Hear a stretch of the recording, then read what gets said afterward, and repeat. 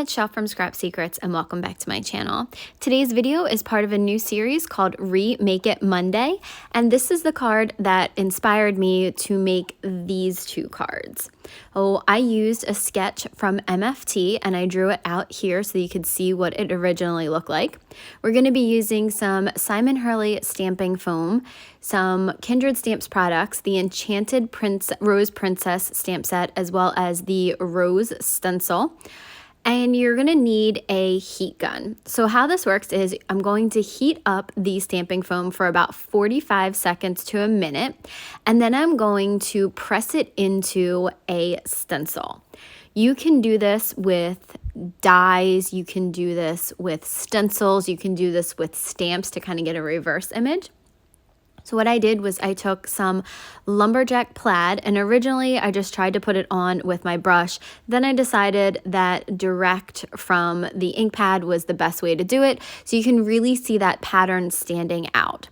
Once the entire surface was covered, I'm going to take my spray bottle and spray it from pretty far back because I don't want big droplets. I did get one big droplet on there, and you can see it there in the bottom left hand corner, and you'll be able to see that when I show you the impression.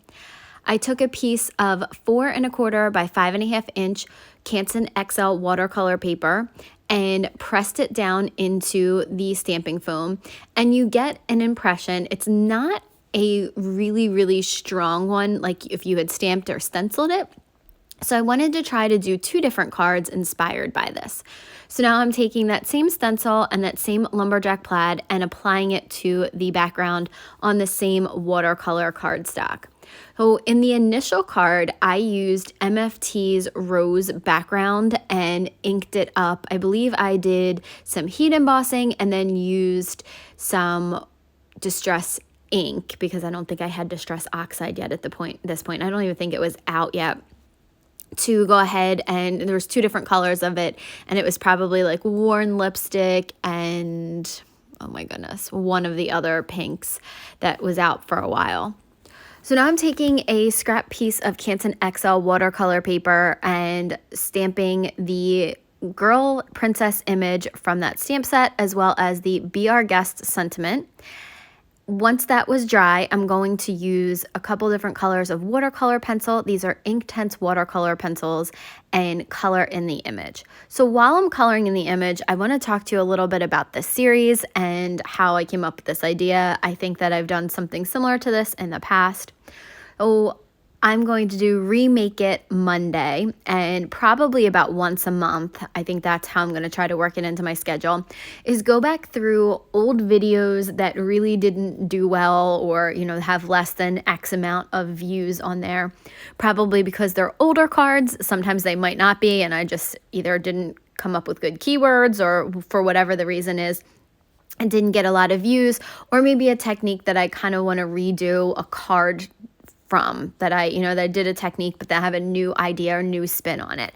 So that's why I did this one. Originally, I did heat embossing and inking. So this time I wanted to use the stamping foam because I really am liking that, and I find that I don't use that enough, and I have some ideas to continue to use that with some of the new dies that I got, especially the Honeybee Stamps background dies with that. I think that you can do a lot with that. So I just wanted to do some new techniques with this and take the old card and step it up. Ironically, this was the first card that I did in 2017, I believe. It was my New Year's card for 2017. This is the first card that I've made for my new, for the videos in 2023, which I can't believe it's already 2023.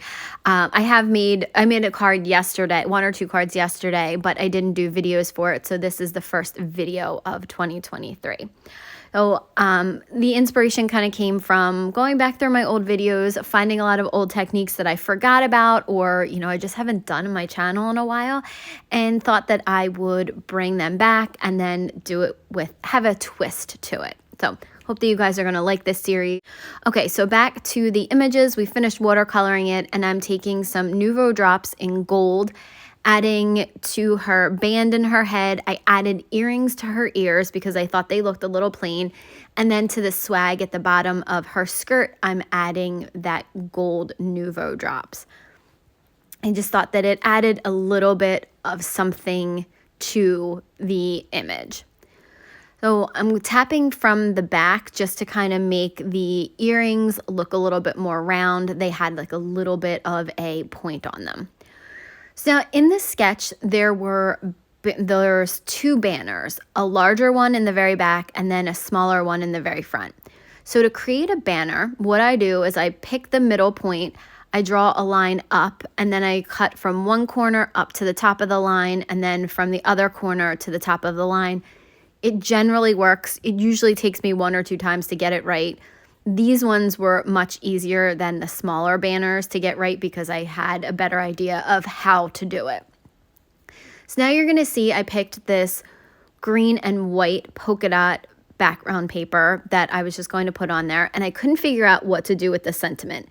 The sentiment is on the sketch is placed over top of the image, but there was just no way that I could put it on there without it looking funny and covering something. So I decided to hold off on that. I tried another idea and that didn't work either. So I'm going to glue the larger banner into place and then the image into place on both of the backgrounds. And I like how one is nice and soft and, you know, it's more of the impression of the roses, whereas the second one is bolder and is really heavy on the roses. So I'm going to glue everything into place except for that last banner because I couldn't figure out what to do with it. I actually flipped the banners over. There's a teeny tiny rose in there, and I thought maybe I'd stamp that and then do like a little banner with a rose on it, but it didn't look right, and I decided to go ahead and glue the smaller banner underneath the image.